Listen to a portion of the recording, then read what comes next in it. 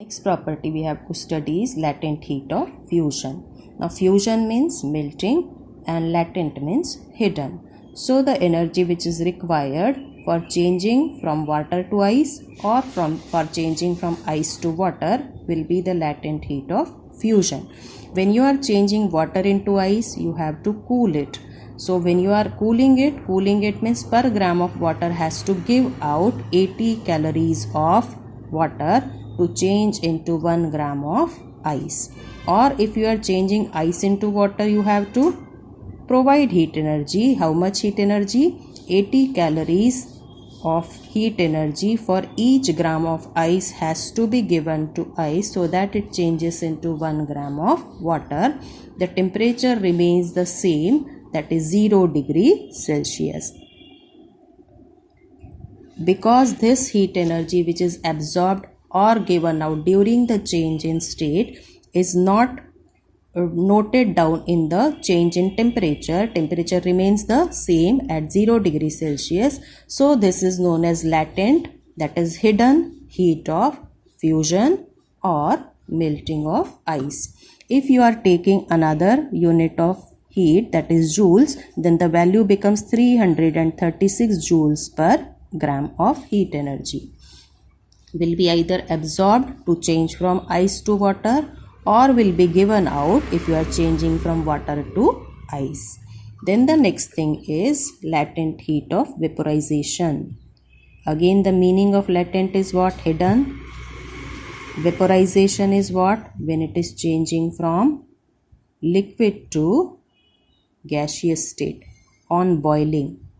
We know the boiling point of water is 100 degree Celsius. Boiling point is 100 degrees Celsius.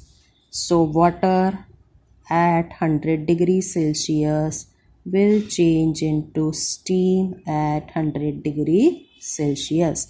If you are taking 1 gram of water and it is changing at 100 degrees Celsius to 1 gram of steam, then how much heat energy it will be absorbing? It will be absorbing 540 calories of heat energy. When water in liquid state is changing into 1 gram of steam at 100 degrees Celsius, it has to absorb 540 calories of heat energy.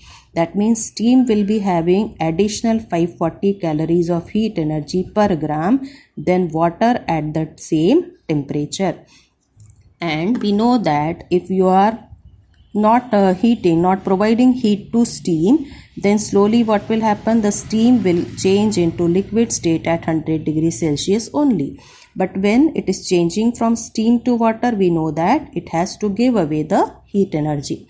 How much heat energy again? 540 calories of heat energy will be given out by the steam to change into 1 gram of liquid at 100 degree Celsius. So the condensation point and boiling point will be the same temperature for any substance. Now 540 calories per gram, or you can say if you are taking it as joules, then it is 2268 joules per gram of heat energy will be either absorbed by 1 gram of water to change into 1 gram of steam, or 1 gram of steam it is changing into water, then 2268 joules of heat energy has to be given out. Now this is quite a high temperature which has to be absorbed or which has to be given out when changing from one state to other state. That is the reason why steam will cause more painful burns as compared to water at the same temperature. You understand, at 100 degrees Celsius, if the boiling water falls on somebody or somebody gets burnt by the steam at 100 degrees Celsius, then steam will have additional 540 calories of heat energy in it. So it will cause more painful burns as compared to water at 100 degrees Celsius.